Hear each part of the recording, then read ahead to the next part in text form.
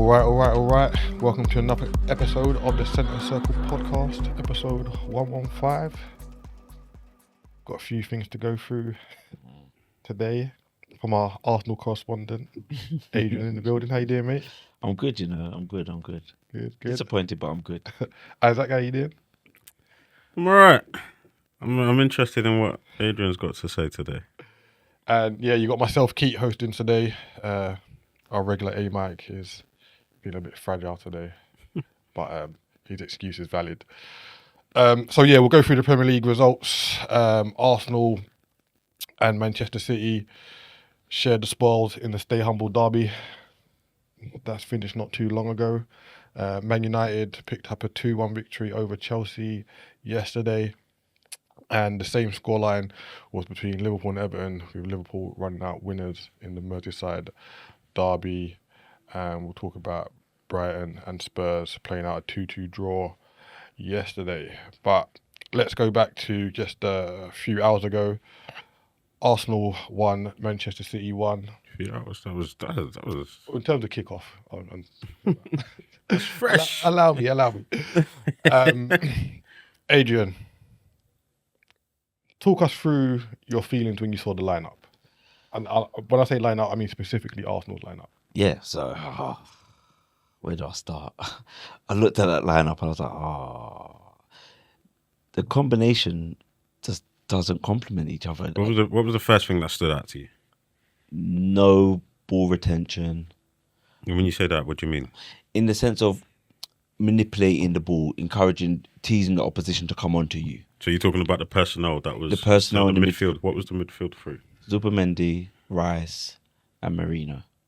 Okay. So you feel like within those three, there's a bit of an issue in terms of ball retention.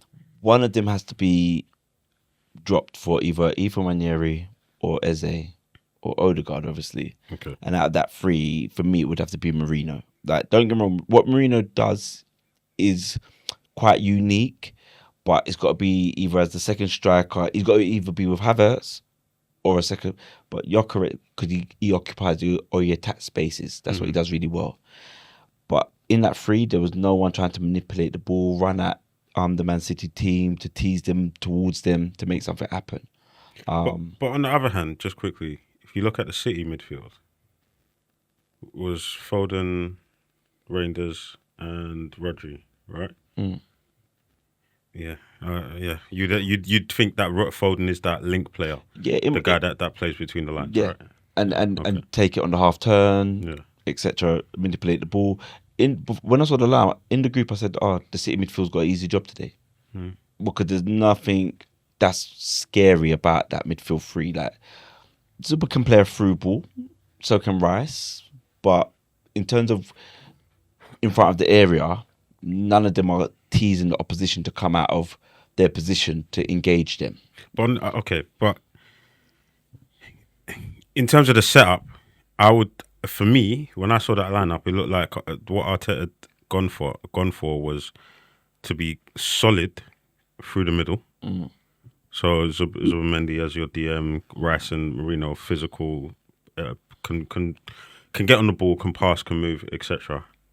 And then rely on your wingers as your outlets to just feed Gyökeres, as opposed to City, who had their usual Rodri as the DM, Reinders as your box-to-box, and Foden as your link, which worked for them clearly as they got that early goal. But then after that, Arsenal's dominance took over.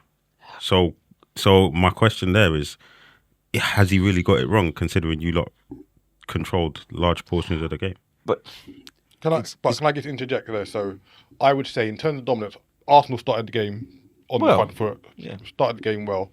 I think the Manchester City goal, which was scored by Haaland, after some good work by himself on the edge of his own box, getting the ball out to Reinders, who released Haaland to score the opening goal. I think after Manchester City scored, they were in the ascendancy pretty much until half time, I'd say. And I would say the midfield three that you pick, the criticism level that Arteta is that it's not defensive, but it's just cautious. Yeah. But in a game like this, would you rather not be? No.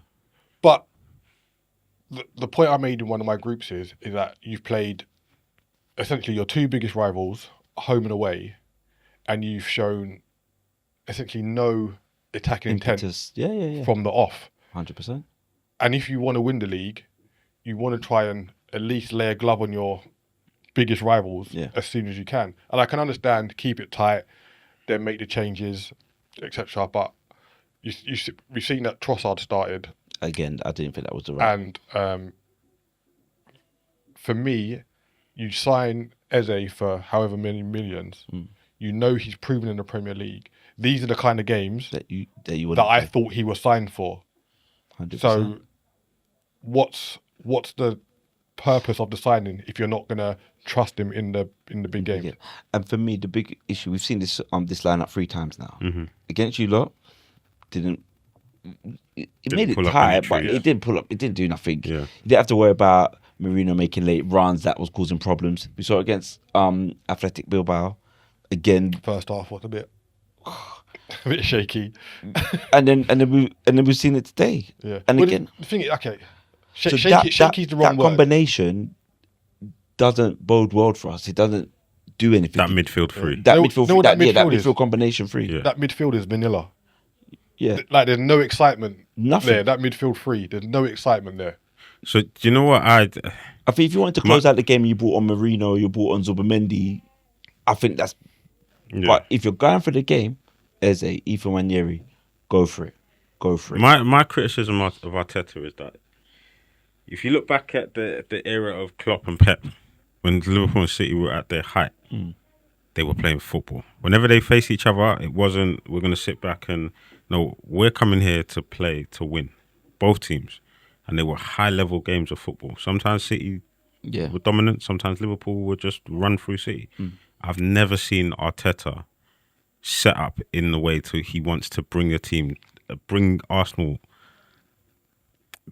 set them up in a way where they're going to play football and just excite and control the game. Like today, if we're being honest, City are not at their best. No.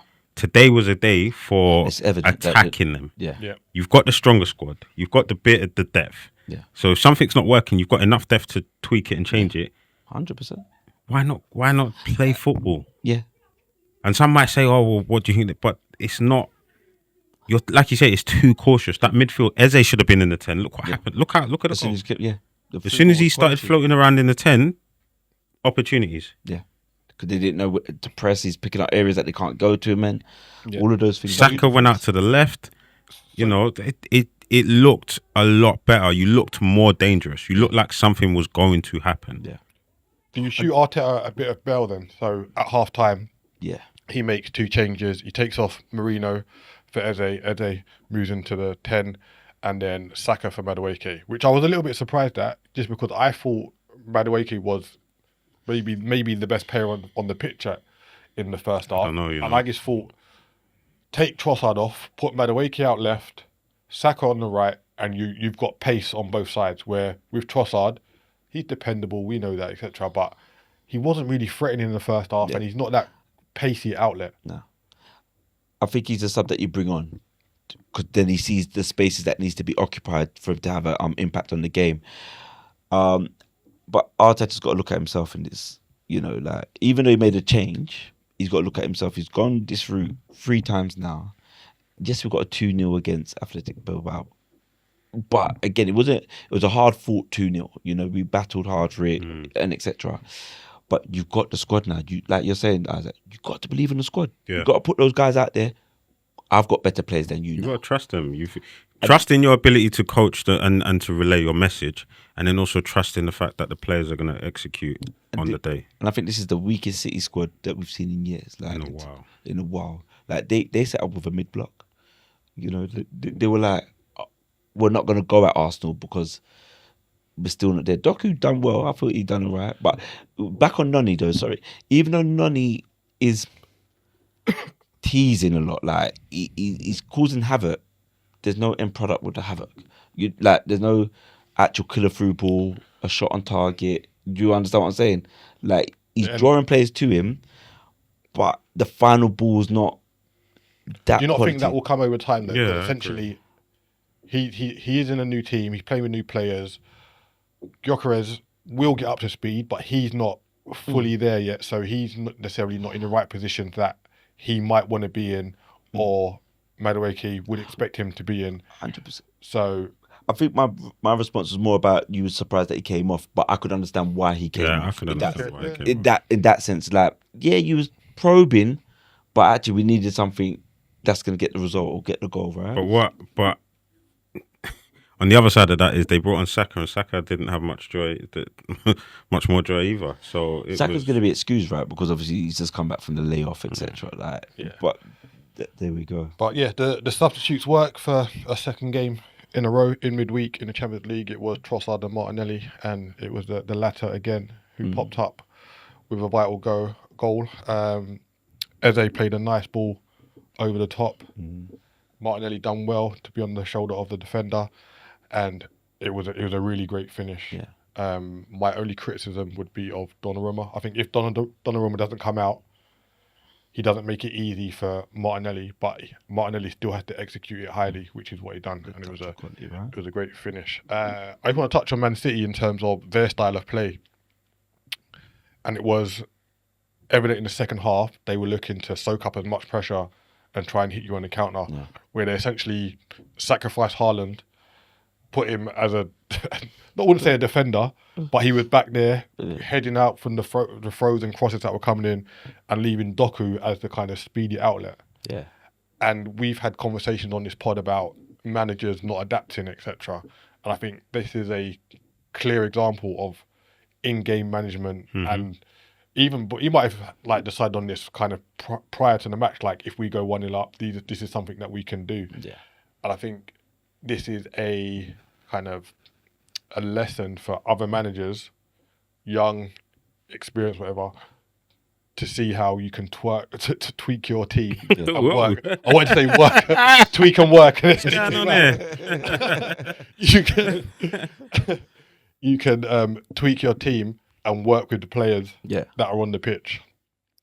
But yeah, for Liverpool, I think this is the best result that they could have expected following their result at the. What do you think? What do you think in regards to both managers and their next fixtures?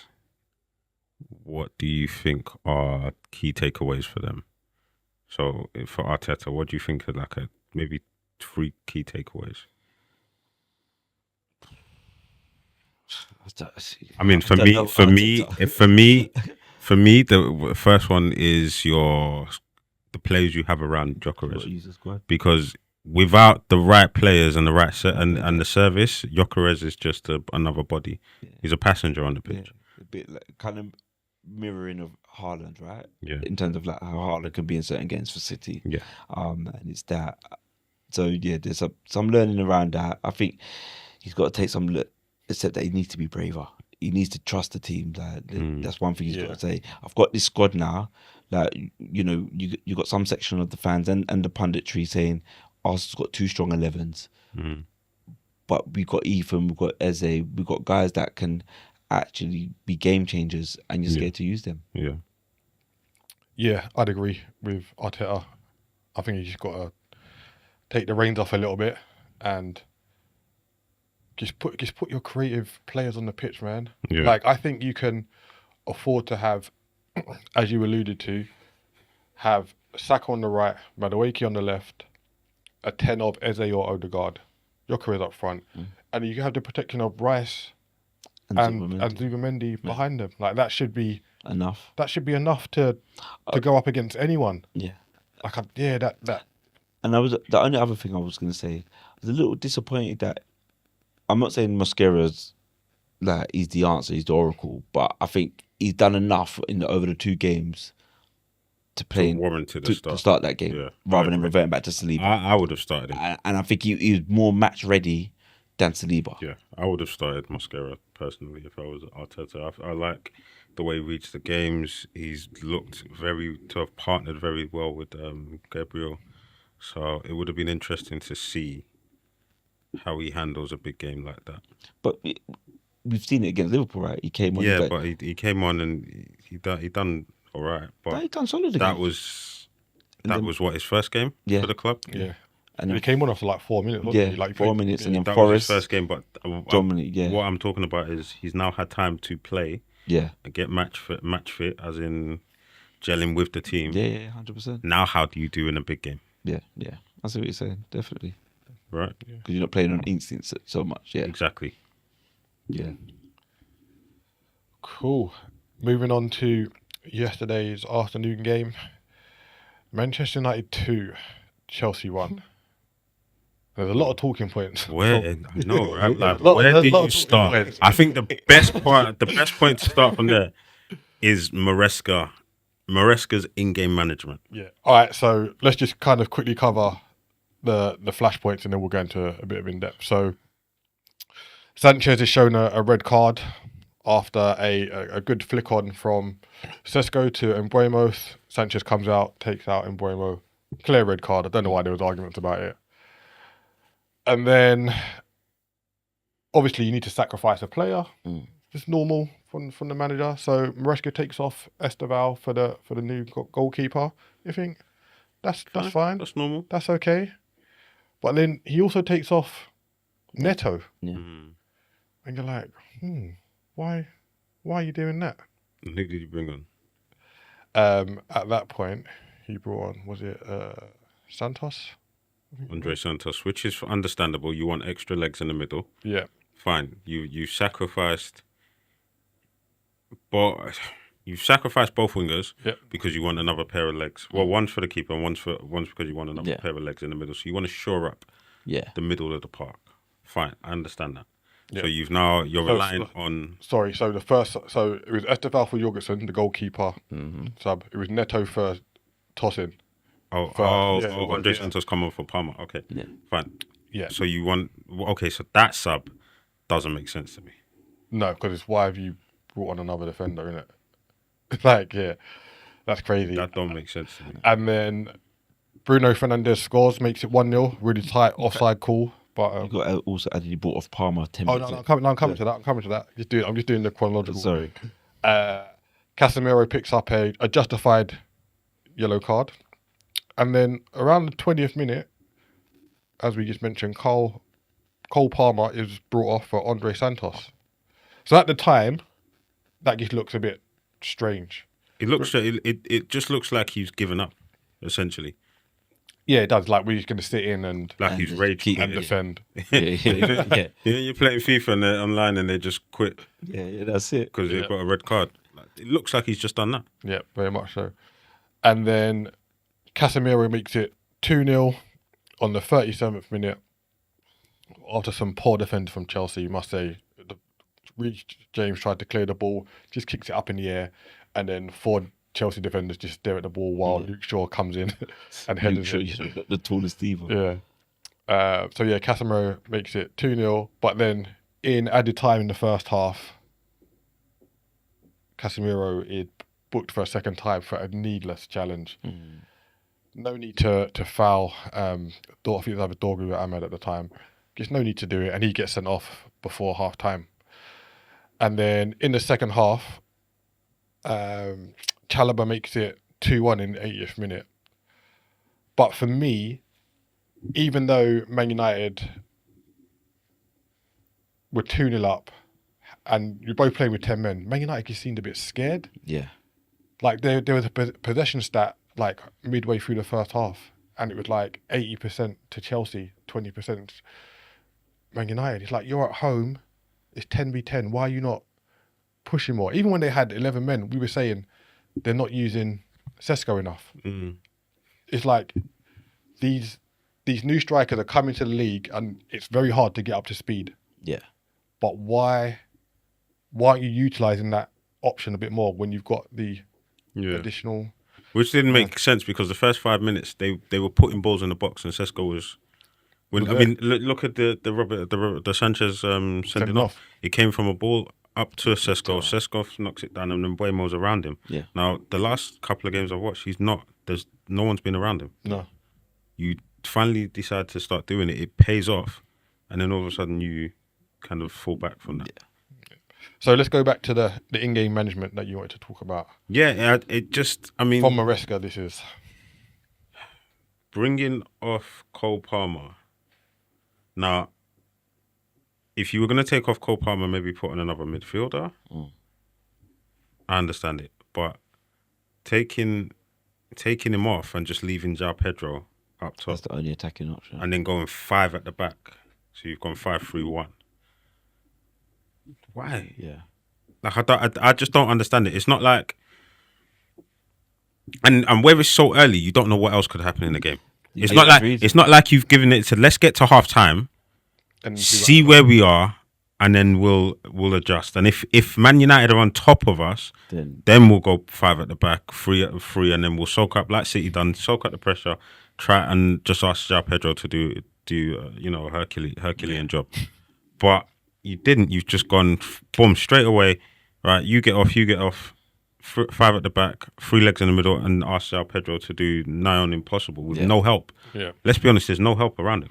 Yeah. Right? So subsequently, Maresca has come out and said that Palmer hasn't been fit for a while, and they've been managing his games, and that he took him off because he thought the game would bypass him and make the injury worse. So then bring on Garnacho. Or just make him the first sub. Yeah, not why leave him on? Yeah, or not the first 10 minutes. One. Like fair enough. Yeah, instead of taking off Festival. Yeah. Or if Festival's fit. Yeah. Or Neto. Yeah. If they're both fit, leave them on. Take Palmer off. And usually when you go down to 10, you try and have 2 outlets, right? Yeah. 2 fast outlets. Yeah. Today, Haaland and Doku. So Doku was the outlet. Haaland possibly sometimes he was the outlet. But no, you take them off, and I'm like, you do. And the thing with Man United, they're so, what's the word I'm looking for? Vulnerable. Yeah. Like, as soon as you really go for them and try and attack them, they're likely to capitulate. They're like, cause they're scared at the moment. They've got no confidence, and you can see it, even when they both went down to 10, the spaces that they were taking up or had available to them from James. Reece James's crosses were like proper. Yeah, they were troubling. I was like, ooh. So do you think this kind of shows the frailties that both these managers have in the infancy of their careers? Like, I know Maresca, this is his 3rd season as a manager. Amorim, I think he's in maybe season 6, which is still quite new. So Maresca's terms, it's the in-game management of kind of how to utilise your players in this particular instance. And Amorim, in terms of when they were playing 11v10, they didn't. Even though they went 2-0 up, It wasn't convincing. Yeah, it wasn't. They didn't look dominating. They didn't put Chelsea to the sword, essentially, what you would expect when you've got a man up. Yeah, I wouldn't put it down to infancy of their careers because there were managers, for example, people questioned Klopp's in-game management, which, you know, rightly or wrongly, there were moments where, you know, he would not make the right subs or he'd leave it too late. Yeah. Right? Some people have questioned Arteta's in-game management. Yeah. And they still do. Yeah. Right? And so, you know, it happens. I think with Maresca, I think he just gave up, for want of a better way to put it. For one, I'm trying to find another way to put it, but there's nothing else to it. He literally just said, minimize the damage here. Do you know what? Whatever, man. Just shore up the defense, damage limitation. Don't concede anymore. But you know what the big issue here is, though? Chelsea had all summer to rectify some of the problems with that back line, and it's still in. And that's the, like, even though to be like, I was like, oh, Sanchez looking a lot better recently, but then he went and done that moment, and I was like, oh, no, you're still the same guy. I think you still got to go. 100%. And then their centre backs. I mean, all right, it's not that bad. The centre backs are not that bad. Let's look at the options. Fofana, Colwill, injured. Chalobah. No, but just look at the options. Let's just assume they're all fit and ready to play, right? Colwill, Fofana, Chalobah, Tosin. They are not terrible, absolutely no, they're not. Bottom tier defenders. I think what they lack is a Thiago Silva. someone who's experienced, been there, done that, can sit in one of those positions and say, you're going to play with me, and I'm gonna lead this back line. Yeah. Look how well they looked when they had Thiago Silva. Look at Liverpool with Virgil van Dijk. City, Ruben Diaz. Arsenal, Gabriel. You need, if you're gonna have Spurs and Romero. One experience. If you're No, but he leads. You mean he leads the line? He leads the line. He leads that line. If you look at between Romero and Van der Ven, you're not looking at Van der Ven as the leader of that back. To be fair, I'm looking at Andrew as leaders, but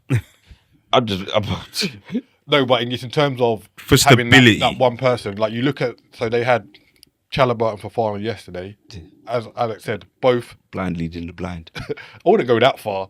Both dependable defenders, but you're not going to say Yeah, he's Chalobah's telling Fofana what to do, and you're not saying Fofana telling Chalobah what to do. It's just like, not they're playing isolated games, but it's just Kind of like it is like they're not They're not a joined up. unit. They're not cohesive. Yeah.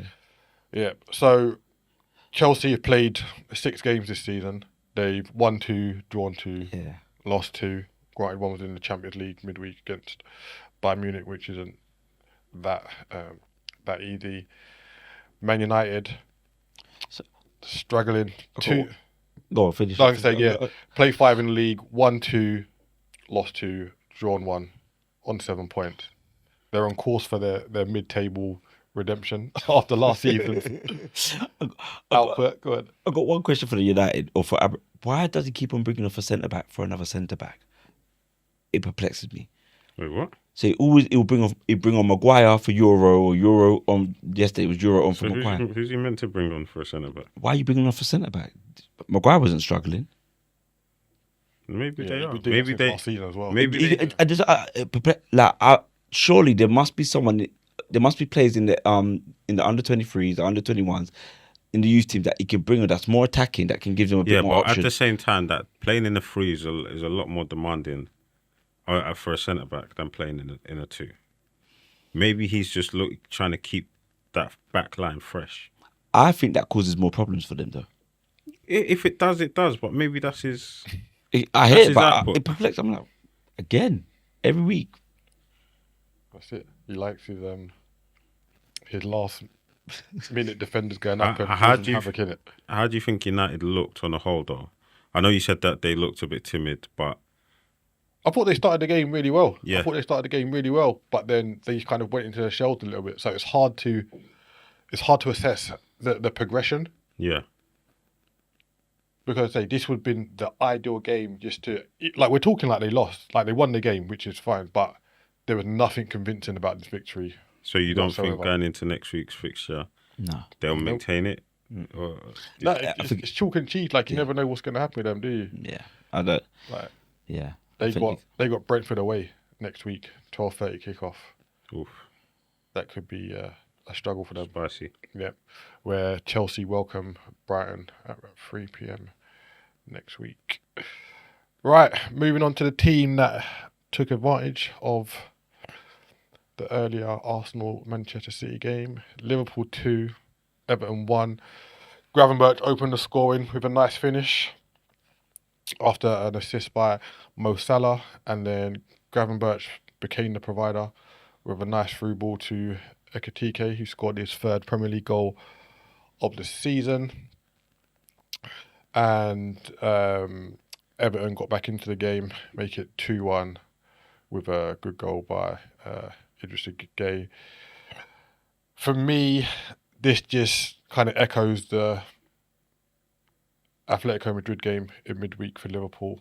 Really good for half an hour, 40 minutes. I thought we might have blown Everton away, kind of the way we started. Shout out to Gravenberch. Again, he's taken the form from the last season into this season. Started really well.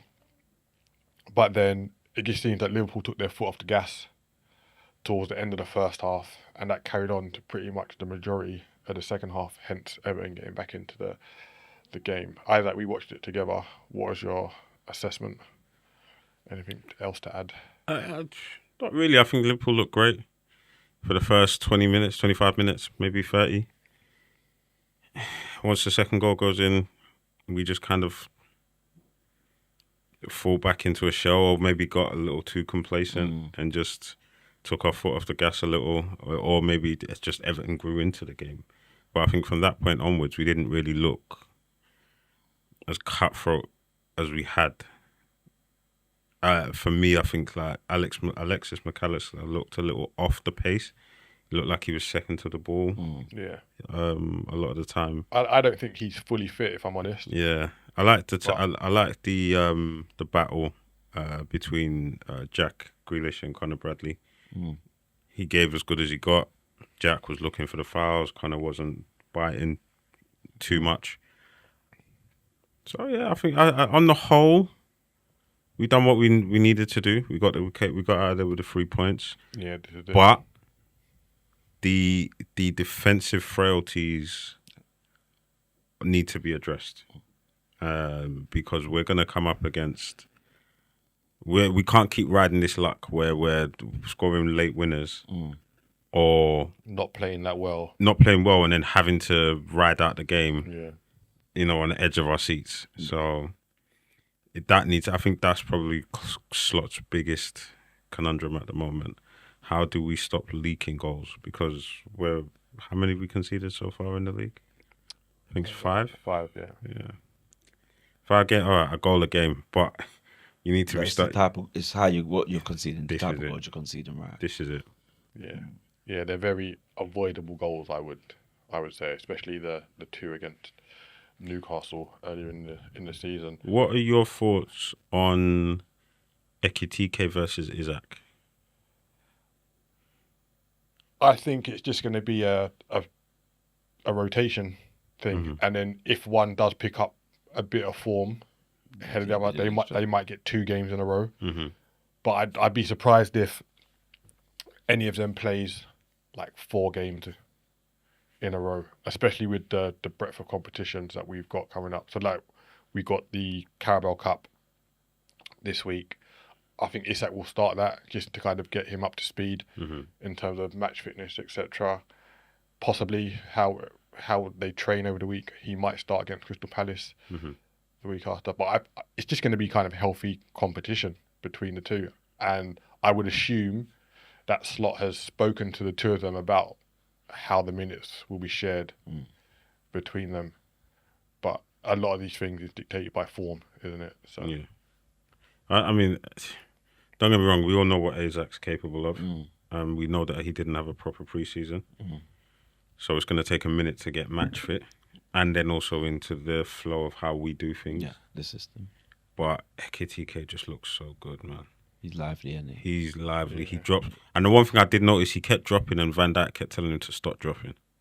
So there were moments, like how Van Dijk likes the quarterback when foot on the ball. Wait for the movement wait for the picture to change and then make the pass. And there were moments where Ekitike is too short, dropping in to the hole, and Van Dijk's just going, no, push back up, get back up, and then then the pattern of play unfolds. But no, I like him. He's lively. He's shown that it's the pressure's nothing. He's taken to the league very, very, very well, and he's confident. He got into the French squad in the last round of international matches, so done well. Your boy Moyes hasn't won a game for 2 games. Talk to us. Grealish has gone off the ball a little bit. It's all right. But I do want to say, and we were waxing lyrical about him yesterday, Ilman Ndiaye. Yeah. We don't think he's going to be at Everton for too long, just based on his output last season, the way he's taken to the season so far. He's a good player, and I think the big fishes will come circling at some point. I think the question was, what kind of team would you see him at? Who I would see come in? It doesn't necessarily have to be a Prem team. No, I think it's going to be a Prem. I think the only couple teams that would, I think Tottenham could look at him, and Newcastle could look at him. Considering Newcastle already have Elanga, Murphy, Gordon, Barnes. I think he's better than Elanga and Murphy and Barnes. You think so? It's not massive, but he's better than them. I mean, all 3 of them are essentially different styles, right? Iliman Ndiaye is a dribbler, like a high level dribbler, and he can finish. Elanga, I mean, it's not too dissimilar. More of a pace player. I'd say an out and out winger. But I think Traditional style winger. And then Harvey Barnes kind of sits in between the two of them. But I think he can do all of their roles or their styles to a very high level. So you get a bit of everything from him. He can come in, play, get involved in the play. He can run in between the lines, etc., or dribble at them. So I think he just gives you that little bit more than those three. I'm not saying there's massive gap, but I think he's just above them. And what I like about him as a player, he's just gotten better and better from his time at Sheffield United when he got a little taste of the Premier League and he was used, bit part player, but he done well. Yeah, Earned himself a move to Marseille. He's clearly done well there, where he's got another move back to Everton, and he's just each year better and better. Yeah, become more important to the team. Definitely. So and that's what you want, isn't it? It won't be long before. Yeah, you just need those He's consistently good players in your team in the Premier League. Yeah, don't you? So yeah, very good win for Liverpool, sitting at the top of the league, 5 wins out of 5, despite not hitting their dizzying best yet. Moving on to Brighton 2, Spurs 2, down at the Amex. Brighton took the lead through a Minte goal. It was really good, well-worked goal by Brighton. And I like it when players go around the keeper and it's just effortless. And he rolled it into an empty net. And then Ayari makes it 2-0. There's a lot of talk about this new ball by Puma. It's flying, and it swerves. And I think... we're not doing that again. Did you see Cashicko? Yeah, okay, I'll come to that. We're not doing that Macario, I think he should have done better with this 100%. 100%. It was a good strike, but I think he will look back at this and be like, right, I should have done better at attempting to save this. So yeah, 2-0 Brighton, and I think under Ange, towards the end of his tenure, people would have thought that this would have been a routine win for Brighton, would have been hard for Spurs to get back in. But even though they went 2-0 down, Spurs were actually really good in terms of performance. The goals weren't against the run of play, but Spurs weren't kind of overwhelmed or outworked, etc. And they get back into the game through a Richarlison goal. I think Kudus was shooting, but it ended up at Richarlison's feet. And he nods it home. And then Van Hecker is unfortunate. Ball takes a deflection off of his teammate and he heads it into his goal. Game ends 2-2. Spurs have a late penalty shout, but it's not given by the referee. Adrian, you had doubts about a certain manager who is taking the reins at Spurs. They're currently 3rd in the league, same amount of points as Arsenal. Mm-hmm. What do you make of his start to life at Spurs? Been alright. It's just been alright. Like it hasn't been. No, like I said, the only thing that I would say a little bit more compact, but you're still conceding sloppy goals here and there. Like some of the things are still not perfect. That might be personnel thing. That might be a tactic setup. Mm-hmm. So I look at it. I'm like, when you say things like what? Give me an example of what. There must be one thing that you can say, right, that doesn't look right. That needs to be worked on or tweaked.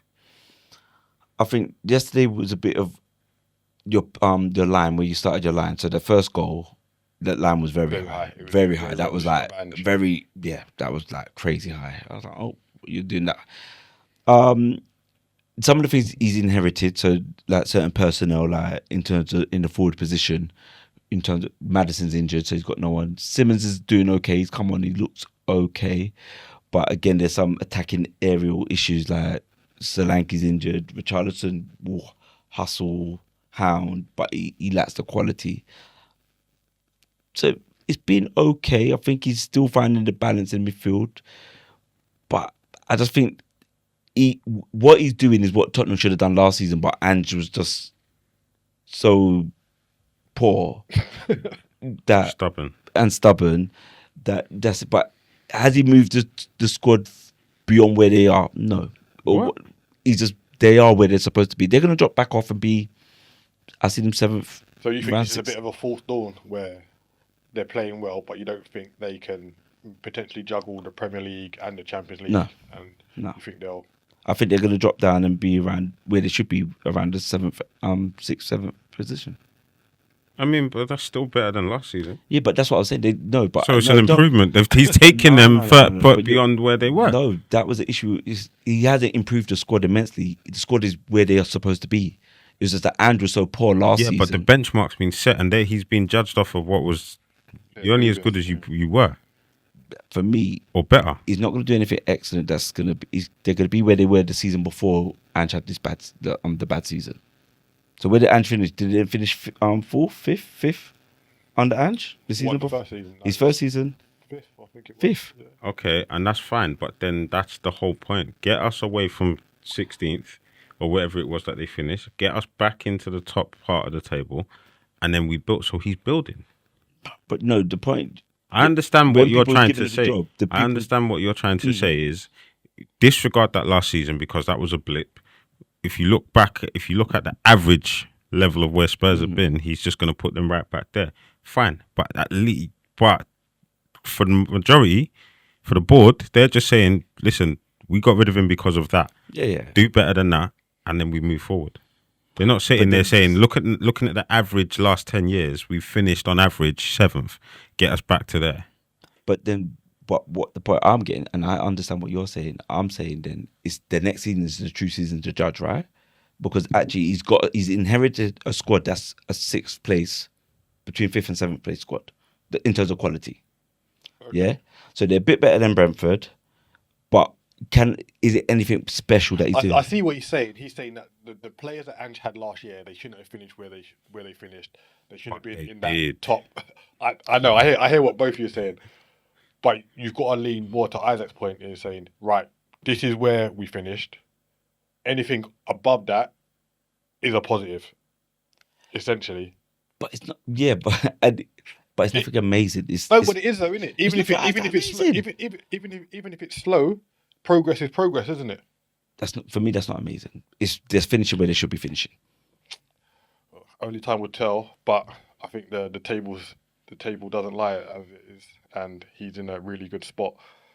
Brighton, they're on 5 points, only one win this season, which was ironically against Manchester City. I think they will just kind of do the same what they normally do, just kind of that mid-table. Yeah. Maybe try and push for a Conference League place, but we'll see. Go to yesterday's nighttime game. Fulham 3, Brentford 1.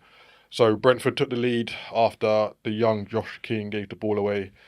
And I kind of give him credit because he tried to play like a first-time pass around to his teammate, but it was intercepted by Damsgaard, who made it 1-0.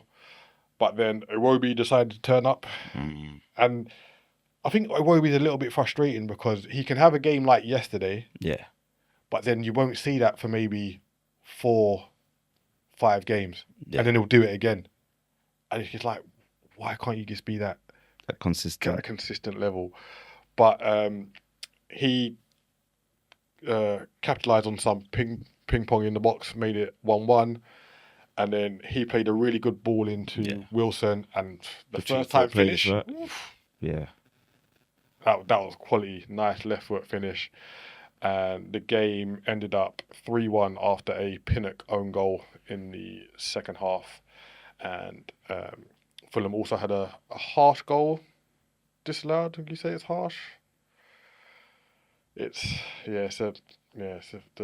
jury's out on that one. But VAR seemed to be looking to rule out goals for some reason rather than just to let the referee dictate the game on the pitch. What are you expecting from Fulham and Brentford this season? Like, I had Brentford earmarked to go down just based on Keith Andrews coming in, not very experienced. Lost players. Lost very good players in Cunha and Mbeumo. And Wissa. Oh yes, Wissa's gone as well. Forgot about that. No, Cunha's from Wolves. What am I talking about? Wissa and Mbeumo. And then their captain, right? Yeah. who's not getting many minutes Yeah. as we stand. What about Fulham? What's because Silva gets a lot of plaudits from the footballing world. Like, what do you think? What do you think the max is for Fulham? I think a top 10. Did they? But they've done that. I think So it's like, I think right, it's consistency. we've done right? top 10. We've knocked on the door for Europe a little bit. What is? I think it's making Europe. You think that's the next step? So either through the league or via a cup. Yeah. Yeah. But who did they sign? Did they sign anyone? Or No, was it- they were like one of the lowest spenders in the league. I don't think they signed anyone. So I think their thing's no, going to be. tell a lie. Kevin, Yeah. who's actually looked really good, but So- they haven't spent much. So I think their thing's going to be stability, right? And with the stability of the squad and knowing each other, they're going to go on and get some upsets along the way. But you're right about Brentford. I think their style and Keith Andrews' management is not going to get them much results. Yeah, and the quality of players that they got left. One thing that's kind of going against them is that the teams that have been promoted are picking up points, and good points as well. So let's see. Speaking about one of the promoted teams, game today, Sunderland won, Aston Villa won. So Sunderland went down to 10 men in the first half. Mandava, it's a silly kick out. It's not a red, but by the letter of the law, it's a red card. So he kicked out at Cash, got sent off for a straight red. And then Cash scores Aston Villa's first league goal of the season. And as you mentioned, the ball moved quite a lot. He struck it from about 30 yards. And the keeper seemed to flounder a little bit. Tried to punch it, didn't it he? kind of feels like he could have stayed still and just kind of caught it or tipped it over the bar. I think he tried to punch it as well. Yeah, but he done a weird kind of dive. So yeah, Aston Villa were looking for their first win of the season, but they couldn't manage that. Isidore gave the 10 men of Sunderland a point, and by all accounts, Sunderland were really good when they went down to 10 men. They were the better team. Villa struggled.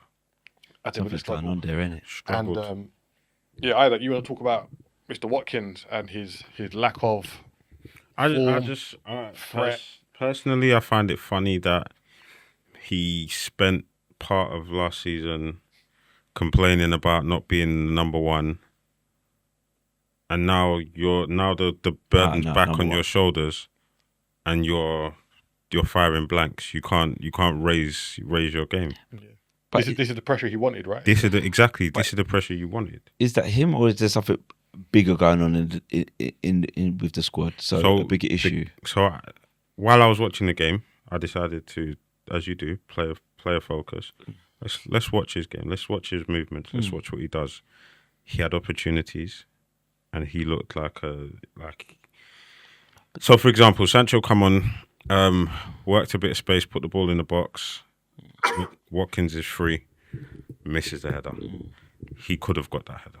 And nice, sometimes the way you think, the ball's curling away, or they reach out and it was just an inch too far. I'm sorry, you could have got that ball. But do you think there's something wider going on in terms of like they missed out on Champions League? They've lost a lot of players. Who did they lose? Yeah, I'm challenging that. Rashford and Asensio. Leon Bailey's gone. Leon Bailey wasn't really playing too much. Who else is gone? He was playing big part. Yeah. And they brought in that new kid, Gassant, who started today. They brought in Sancho. They brought in Elliott. So they're not extreme like for likes, but the bodies are They've there. got bodies. Yeah. But when there's something going on, this is what I'm saying. So they haven't lost. I'll take that back. Well, we could look at Rashford as a kind of a loss because that looked like that was could have been a good deal for them. And Asensio. And I don't think for me, not Asensio. Asensio was all right. I don't think scoring. All right, Let's leave it. I don't think it was worth the money he's spending on him anyway. But then at the beginning, Martinez on the last day of the transfer window, that was what was going on around that, and then the interview with Emery was like, what's the backup goalkeeper's name?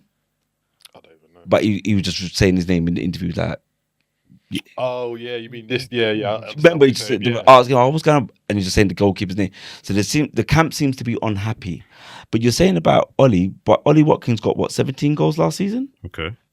Well, we're talking about this. No, once again. Right now. But we're 5 games in. But you're saying you don't want the pressure, but all the seasons has showed he has taken the pressure on. Okay, So but at now the the moment, pressure's on. What's happening? but at the moment, there's something wider going on in the team. There's a bigger issue in the team. So what? Who else? They bring? Brought back? What's his name in the team? Bondea. Who was the attacking mid last? Yeah. So, but to go against your Morgan point, Rogers. they haven't made many changes. So Watkins started up top, which is normal. When Bondea started, Ramsey's gone. but he wasn't a regular starter. No, but Ramsey's a good player. Yeah. But he wasn't a regular So star. you've got Rogers, Kamara, McGinn, and we were waxing lyrical about Kamara last season. He's keeping Onana out of the team. McGinn does what McGinn does, and the defence is essentially the same with Luka Dean, Mings, Konsa, and Cash.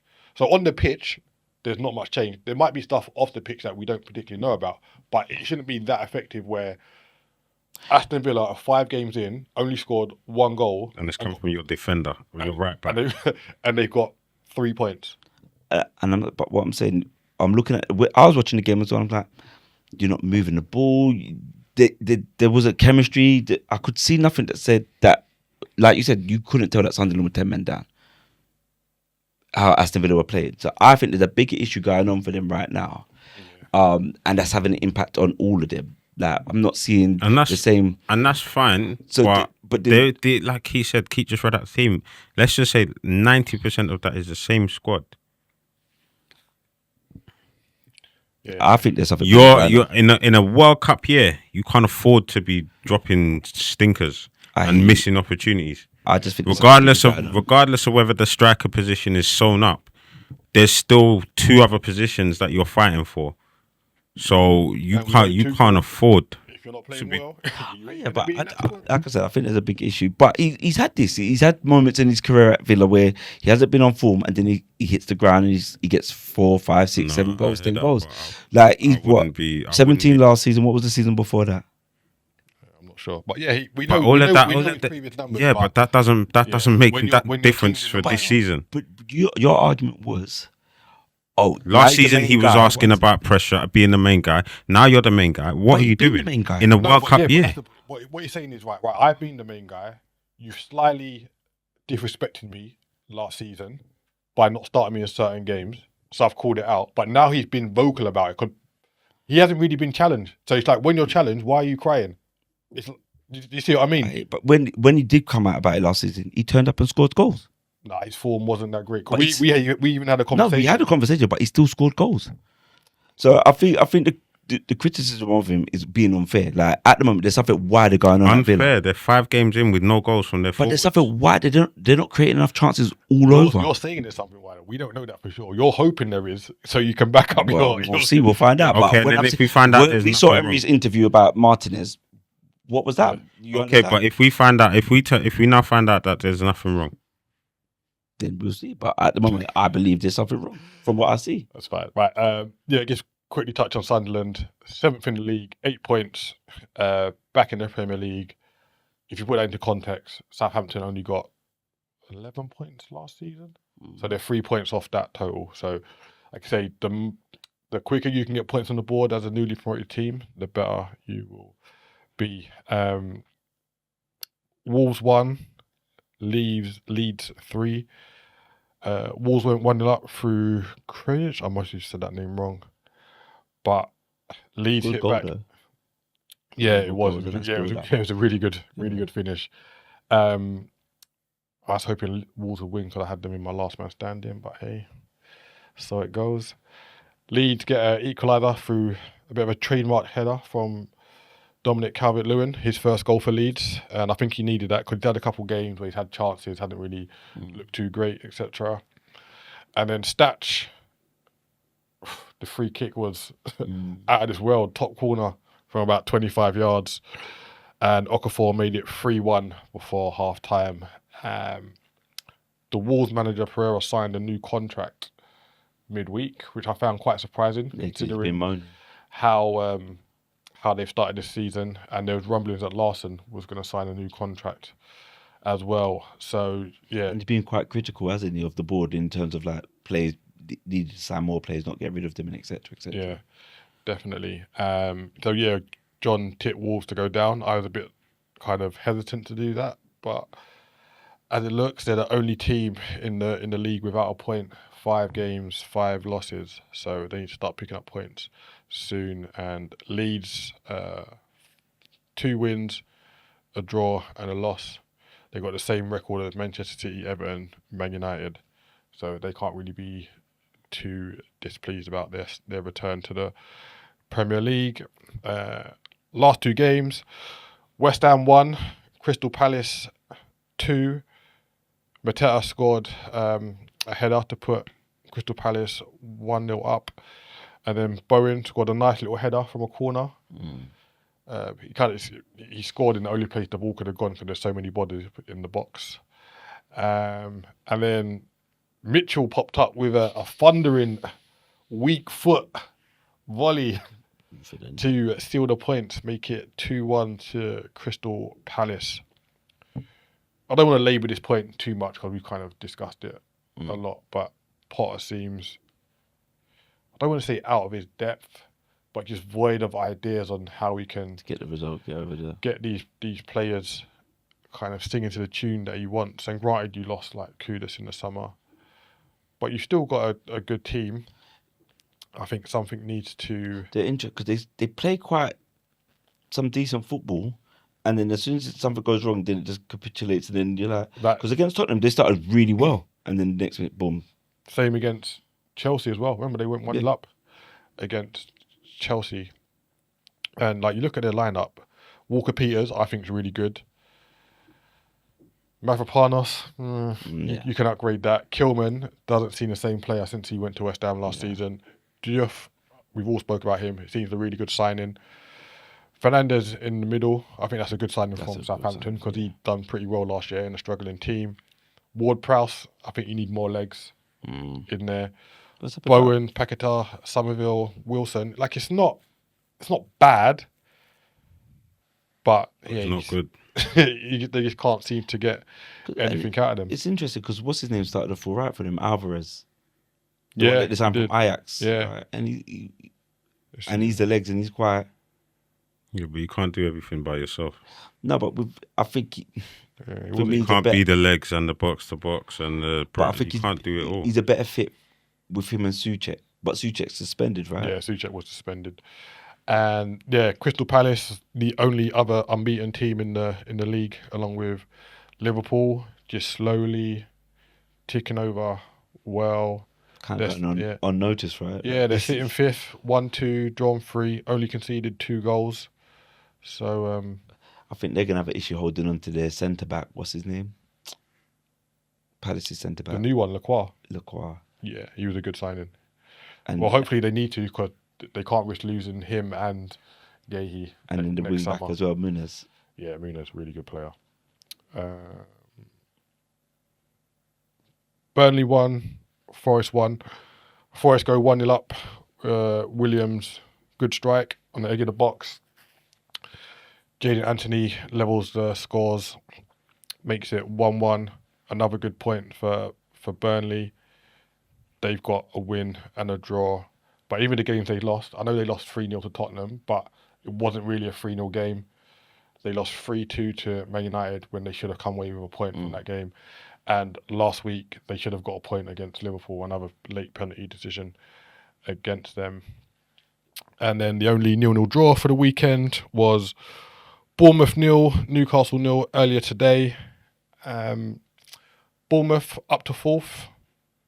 Same points as Arsenal and Tottenham, 10 points. 3 wins, a draw and a loss. The only loss is to Liverpool. And the same with Newcastle, their only loss was against Liverpool. And Newcastle have only conceded 3 goals. 2 was in a game against Liverpool. But they've only scored 3. I know they've brought in Watermard. I think that's where they're struggling at the minute, just getting that goal threat. Because the last season, obviously you had Isak. Murphy was chipping in with his fair share of goals. Barnes. Gordon seems to have gone off the ball a little bit in terms of goals, not performance.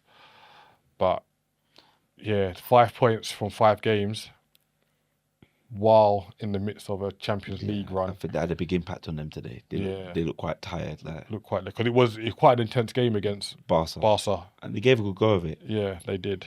but we saw the brilliance of Rashford there. Right, so that's all the results. As I said, Liverpool top 15 points, 5 points clear of Arsenal, Tottenham, and Bournemouth. So yeah, before we go today, we just want to talk on a little topic that's come up this week around kind of player welfare, and I'd say fan and media perception of players, football players, and how much they earn and how they are judged because they earn so much money. So essentially, Raheem Sterling and Disasi at Chelsea were told by Maresca that they're not needed by the first team. We don't know how close they were to securing moves during the summer transfer window, but it didn't materialise. So they are training on their own after the first team squad. So this week, Raheem Sterling posted a picture of the training ground at night time. It's around 8:30, and he's captioned it, it's kind of like training alone or something like that, or like training ground, which prompted the press to question Maresca about the treatment of them. And he essentially said, well, we tried to work something out. It didn't happen. And he made a comment saying, my father's been a fisherman for 50 years. He's worked harder than these two guys, which I thought was a little bit unnecessary. So the PFA have stepped in, Professional Football Association, just to kind of have a welfare check on the players, just to kind of see how they are, how they're getting on, which is kind of a care of duty. And there's been a lot of criticism of that because it's reported that Raheem Sterling earns £300,000 a year, and he should just be happy to be paid and not complain. Isn't it? If you worked in an office, or even an office, if in your job, your manager told you to go and sit in another part of the building or another part of wherever you work, or just try to isolate you, what would you do? This is it. What would you do? You'd go to HR, right? Yeah, you'd be like, why is this happening? You'd raise a grievance. Yes. You'd take them to tribunal. So how's it any different if I'm being told to come in after the team, or I'm not even allowed in the dressing room? Remember, your workplace has to provide the adequate workspace and work materials. So I've been bombed off in this little side dressing room because I'm no longer in the plans, and you can't sell me. And then you're expected to be professional. And I'm expected to be professional. How does that make sense to me? I know, and then they're doing away days. As a footballer, it doesn't matter. It shouldn't matter how much you earn. It shouldn't matter the job you do. We all have rights, and we all should be treated fairly. Yeah. Regardless. But as a footballer, who do they go and speak to? Well, the PFA isn't necessarily HR. It's just a union. Yeah, pretty much. And that's one of the bad things. Like, the PFA was created for, like, player welfare, etc. And they do good stuff. Like, we've spoken about the trials that happen during pre-season, etc. But with the Raheem thing, and a lot of people say, well, he could have moved to another club. It's like, you don't know someone's personal circumstances. The offer of a club might be his family set up. Yeah, like you've got to put your family first in certain situations. And Raheem Sterling, in terms of football, Raheem Sterling is not young, innit? Yeah. So wherever he moves now, he's got to make sure he's happy and his family's happy. Yeah. Because if your family's not happy, you're not getting no performances on the pitch. Go on, Adrian. You know what's mad about this as well? Because you have loads of fans talking about Isak saying, he showed no loyalty to Newcastle, etc., etc. There you go. And this is the prime example of a club showing no loyalty to the player, no respect, actually. Like, you're just keeping him out, you ostracize them, you're doing your training, you're doing your away days, you're doing your trips to Dubai, Cardiff, everything like that, and you're keeping him out the loop. Yeah. And you're just doing your thing. And with Disasi, he even said, I don't want to leave because I want to play for Chelsea. He's like, I'm willing to work and do the necessary to get back into the squad. And then if Maresca's like, well, no, this is the team, you can't really put it on Disasi to say, oh, you have to find somewhere to go now. Because, like, no, I signed for Chelsea not that long ago, mind you. Yeah. This is who I want to play for. And why is it then on me to go and find somewhere else to? This is it. Or have to go somewhere else, even if a club put in a bid. Why do I have to go? Exactly. It's got to work out for you. So yeah, I think it's disgusting what they're doing. I don't like Maresca's comments at all. Any of them. The point, like you said, the comment about his dad being a fisherman. So what? Yeah. What's that got to do with the prices of apples and oranges? It's not relevant. Like we've seen it and we spoke about it many times. People see players being paid very well, and they think because they're paid very well, they should be subjected to anything and not complain about it. But Shut up and dribble, basically. It is basically shut up and dribble attitude from a lot of people. But they're human beings at the end of the day. It's shocking. It's shocking. The respect of their employers. So yeah, let's see how that unfolds, and maybe they get moves in January. Let's see. But yeah, thanks, boys. Another episode wrapped up. See you next week. Straight